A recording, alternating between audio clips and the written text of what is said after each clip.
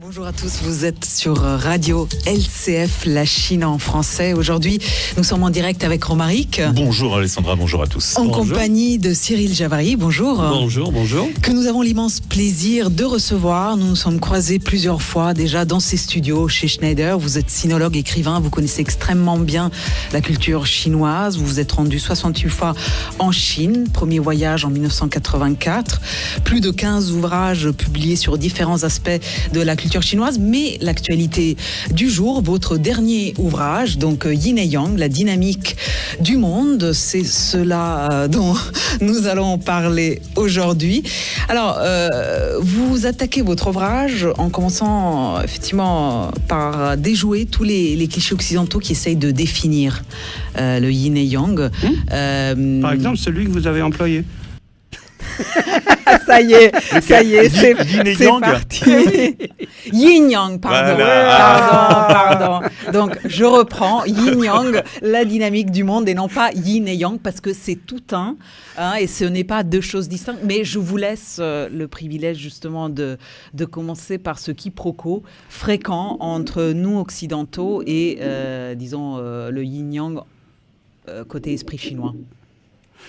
C'est plus qu'un quiproquo, c'est une perversion. Le grand sinologue de l'entre-deux-guerres, Marcel Granet, dans son livre sur la pensée chinoise, prend tout un chapitre pour notre sujet et il l'intitule « Le yin et le yang ». C'est foutu.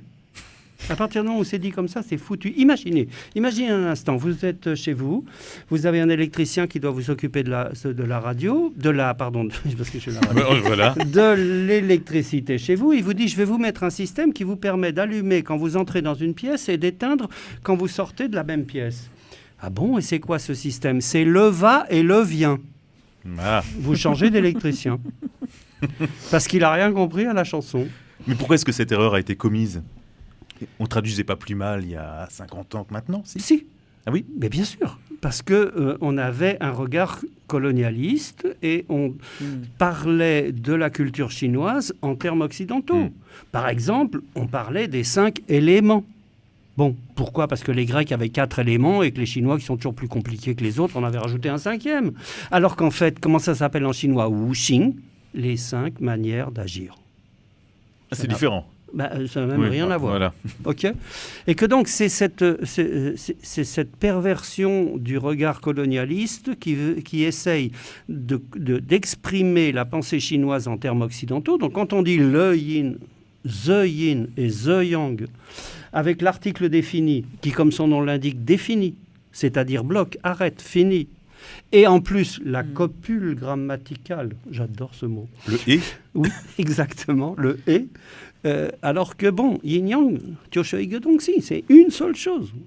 C'est une manière de voir le monde. C'est comme clair-obscur ou aigre-douce. Ah, si vous me piquez déjà mes références... Voilà, parce que je trouvais que c'était bien dit, alors je me suis permis de le dire. Vous le dites très bien, je trouve. C'est pas moi qui le dis, c'est dans tous les menus des restaurants chinois. Donc, en fait, il y a vraiment cette forme d'unité sur laquelle vous insistez et vous mettez l'accent sur toute cette manière et ces mauvaises interprétations côté occidental où on sépare, on a tendance toujours à séparer. Je vais vous donner un exemple. J'aime bien les exemples. ça parle. Quand vous avez 2 personnes et que vous voulez expliquer qu'elles sont totalement différentes, vous dites c'est le jour et la nuit. Oui, c'est con. Enfin, je veux dire, c'est inapproprié. C'est inapproprié parce que, précisément, d'abord, il faut se rappeler qu'un jour, c'est un jour et une nuit. Et qu'ensuite, qu'est-ce que c'est qu'un jour? C'est l'espace de temps qu'il y a entre 2 nuits. Qu'est-ce que c'est qu'une nuit? C'est l'espace de temps qu'il y a entre 2 jours. Et surtout, plus intéressant, le jour et la nuit sont à chacun le futur et le passé de l'autre. Donc, ils se touchent tout le temps. C'est exactement ça. Il y a pas... Ouais, c'est ça, non, en fait. Et du coup, on se posait la question avec Romaric sur le dessin même. Oui. Yin-Yang, waouh. Il y a la nature qui se réveille, là. Je ne sais pas si, chers auditeurs, vous avez entendu un tonnerre. Mais... Non, mais c'est la mousson. c'est pas grave. Du coup, c'est ce qu'on voit ici. Oui. C'est-à-dire, dans chaque partie, une partie de l'autre. C'est plus que ça. C'est plus que ça parce que ça, c'est... C'est le côté gentiment jungien de l'affaire qui est dans le blanc il y a un petit point noir, dans le noir il y a un petit point blanc, jamais personne il est totalement méchant, il est totalement gentil, chez l'homme il y a un petit peu de femme, chez la femme il y a un peu... Bon, on en a soupé de ces sottises. C'est pas des points, c'est des graines. C'est l'idée que à l'intérieur de chaque période, il y a la graine qui va se développer dans la période suivante. C'est-à-dire que Donc c'est plus dans un phénomène temporel que ça se développe. Oui, totalement. La meilleure définition d'yin-yang, elle a été donnée par un philosophe chinois du IIIe siècle, un type étonnant qui s'appelait Wang Pi, qui a commenté Confucius, Lao Tzu, le I Ching et le livre des rites. Et 17 siècles après, ces ouvrages sont toujours valables à lire, sauf que lui, il est mort à 24 ans. C'est le Rimbaud de la philosophie chinoise. Et dans son commentaire du I Ching, il dit Yin, c'est ce qui va devenir Yang. Yang, c'est ce qui va devenir Yin. Et ça, c'est la meilleure définition qui soit, c'est l'idée que Yin et Yang ne sont pas des choses, des états, mais des vecteurs. Et que si vous l'appliquez, par exemple, l'hiver, ce qui va devenir l'été. L'été, c'est ce qui va devenir l'hiver. Et si vous dites... On va prendre un exemple. Je sais que vous aimez les exemples. Je ne le dis plus. Je le dirai encore. Comment vous vous habillez le 22 décembre ? Moi, je m'habille en jaune. Parce que c'est génial, ça pourra pas être plus noir, ça pourra pas être plus sombre, plus froid. L'été commence le 22 décembre. Enfin, l'été, ce qui culmine en été. De la même façon, le 22 juin, je suis en noir. Parce que ça pourra pas être plus clair, plus brillant, plus lumineux, etc. Mais quand on dit que l'été commence le 22 décembre, ça aide à supporter l'hiver. Et quand on dit que l'hiver commence le 22 juin, ça aide à profiter de l'été. Vous, c'est comme ça que vous approchez les saisons et la dureté, justement, de l'hiver qu'on vient de passer. Le 22 décembre, vous vous êtes dit, l'été commence. Mais c'est génial. C'est reparti. Alors, parce que... Vous dites c'est reparti, en fait, c'est un mouvement permanent. Il n'y a pas forcément de début ni de fin. Vous avez raison. Mais c'est pas pour ça que j'ai tort. Ah Yin-yang, ça aussi. Ah oui, non, mais, voilà, évidemment. La fréquentation des Chinois apprend à certaines choses. Vous avez raison. Néanmoins, nous tous, hommes comme femmes, on est du côté du yang. Parce qu'on est vivant, parce qu'on est chaud, parce qu'on est mobile. Et donc on est du côté du printemps. Et pas du côté de l'automne. On est du côté du jour et pas du côté de la nuit. On est du côté du chaud et pas du côté du froid, etc. etc. Bon, il y a des exceptions, mais elles sont statistiquement négligeables. Et que donc, le 22 décembre, c'est fini. Le yang recommence à gagner. Le 22 juin, le yin recommence à gagner. Regardez, on va vivre ça l'été prochain comme tous les ans. Début août, on est sur la terrasse, on regarde le coucher du soleil en prenant le café. Mais fin août, on est sur la terrasse, on regarde le coucher de soleil en prenant l'apéro. La nuit gagne. Justement, j'allais vous dire, moi, c'est plutôt l'apéro. J'étais sûre que vous pensiez à l'apéro. Et je me suis dit, bon, allez, j'attends de voir ce qui vient. C'est ça. L'exemple. Et c'est ça qui est intéressant, c'est de voir les saisons non pas comme des états, mais comme des mouvements. Et c'est ça que nous apprend le mode de pensée yin, parce que c'est juste une paire de lunettes qui nous apprend à voir le mouvement du monde.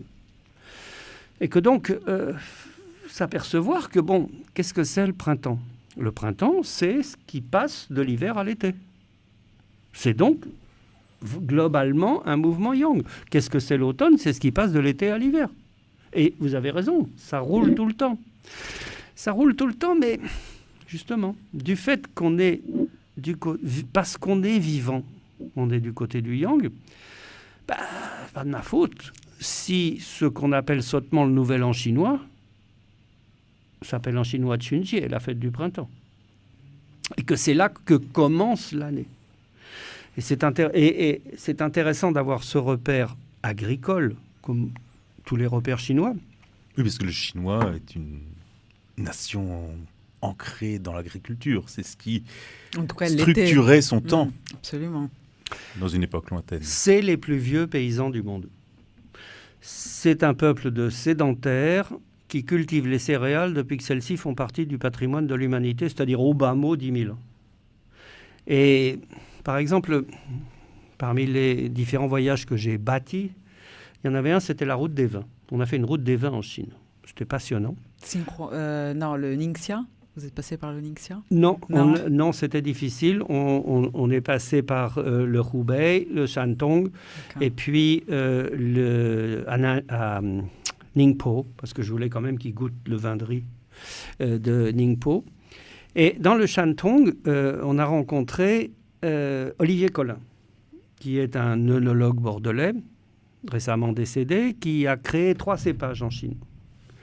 Et il nous expliquait que quand le raisin est récolté dans les cuves, là, c'est lui qui cause, parce que les Chinois, ils ont oublié, depuis les Han, à faire du vin. C'est fascinant, le vin en Chine, c'est une religion qui l'a tué et une religion qui l'a fait revivre. Les Han buvaient du vin de raisin. Et puis les moissonnaires bouddhistes sont arrivés, et là, bon, c'est vrai que le thé, c'est mieux que le pinard pour la méditation. On est d'accord. Ça dépend de la quantité. Exactement. Tout dépend de la quantité. Et puis quand les missionnaires chrétiens sont arrivés, ils avaient besoin de vin pour dire la messe. Donc ils ont replanté. Et tous les cépages actuels en Chine viennent de missionnaires chrétiens.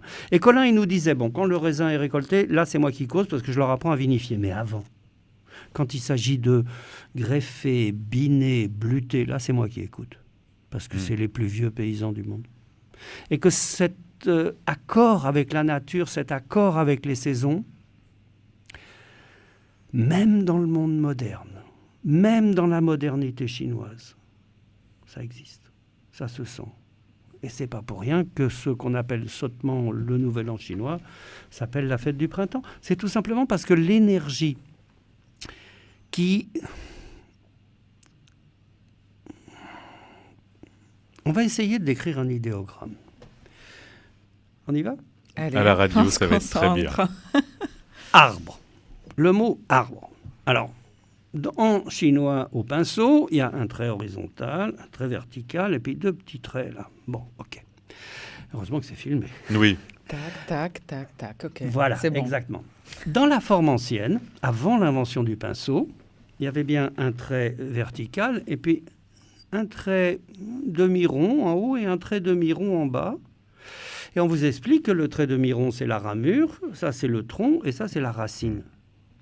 Parce que ce qui a frappé les anciens Chinois, c'est que l'arbre, ou plutôt le système arbre, c'est un truc qui pousse toujours, tout le temps. À la différence de l'herbe, par exemple, qui ne pousse que pendant la période yang de l'année. Pendant la période yang de l'année, printemps-été, les arbres font des fleurs, des feuilles, des fruits, aucun problème. Et puis, la sève, à un moment, arrête de monter. Et les feuilles n'étant plus irriguées, elles sèchent, elles tombent. Pourquoi ? Parce qu'elle arrête de monter, parce qu'elle commence à descendre, c'est sa partie yin. Et là, parce que les arbres, pendant la période yin de l'année, automne-hiver, ils font des racines. Ok ? Ils font du bois vers le bas, vers la terre. C'est pour ça que Confucius aurait aimé le proverbe paysan français qui dit à la Sainte-Catherine, tout arbre prend racine. Si vous devez transplanter un arbre, vous le faites à l'automne, vous ne le faites pas au printemps. Oui. Ok ? Ah, on sent un connaisseur de la chose. Hein. Et donc, pendant la partie yin, les arbres poussent vers le bas. Puis à un moment, ça s'arrête. Et la sève remonte vers le haut jusqu'aux bourgeons qui n'attendent ça que depuis 6 mois, enrobés de leur petit pull de pois pour éviter le froid. Je sors. Voilà, exactement. Et que donc, ce qu'on appelle Chunjie et la fête du printemps, ça fête le moment du retournement, du mouvement de l'énergie, qui cesse d'aller vers le bas et qui remonte vers le haut. Seulement, l'ennui, c'est que autant le retournement du mouvement de l'énergie, quand elle cesse d'aller vers le haut et qu'elle descend vers le bas, et d'irriguer les feuilles, on la voit, il n'y a pas de souci. Oui, mais dans les racines, on ne la voit pas. Résultat, les Chinois, qui sont des gens pragmatiques, Ils ont un 1er janvier mobile. Ok, officiellement, c'est la 2e nouvelle lune après le solstice d'hiver. Mais enfin bref, c'est jamais avant le 17 janvier, c'est jamais après le 18 février. Parce qu'on ne sait pas exactement quand ça se passe. La seule chose dont on est sûr, c'est que ce n'est pas au moment des vendanges. Et c'est ça. Et que donc c'est, je crois, un exemple tout à fait parlant du fait que là où nous parlons de choses, d'états, d'attributs, les Chinois pensent vecteur, mouvement, propension. Et pourquoi ils arrivent à penser vecteur, mouvement, propension ? À mon avis, il y a 2 raisons à ça. La première, c'est que de toutes les cultures qui sont nées sur le continent eurasien, la culture chinoise est la seule qui habite depuis toujours le pays qu'elle habite maintenant. Toutes les autres sont nées de migration ou de conquête. Donc, quand vous arrivez dans un pays, l'idée de début est normale. C'est le jour où on est arrivé. Ok. Mais quand vous y habitez depuis toujours, faites un exemple. La prochaine fois que vous allez à la campagne, vous attrapez un paysan, vous le sortez de son tracteur et vous lui demandez, dites-moi, mon brave. Mon brave. Oui, non, mais c'est normal. Oui. Quand est-ce que ça a commencé, les saisons ? Si vous faites ça en Chine, vous allez voir le paysan chinois qui va vous regarder avec des yeux ronds, ce qui, chez les Asiatiques, est un signe d'étonnement profond. Il s'en fout. L'important, c'est que ça tourne. OK. Et que donc, il n'y a pas vraiment de début aux saisons. D'ailleurs, la preuve, c'est que la culture chinoise n'a pas eu de légende de la création du monde jusqu'à temps que les bouddhistes arrivent au 1er siècle et leur disent et vous, comment vous expliquez que ça a commencé ? Ils sont foutés, complètement. Ouais. Parce que ça tourne. Et c'est ça comment dire, le fondement du yin-yang, c'est de le considérer comme un... Allez, on va dire un mot chinois, comme un tango. Allez. Vous avez déjà essayé de danser le tango tout seul ? Non. Bon, c'est très bien, ça marche pas. Eh ben, ça tourne aussi sur LCF. Hein. Avec votre premier choix musical, Cyril Javary. On en reparle juste après l'avoir écouté.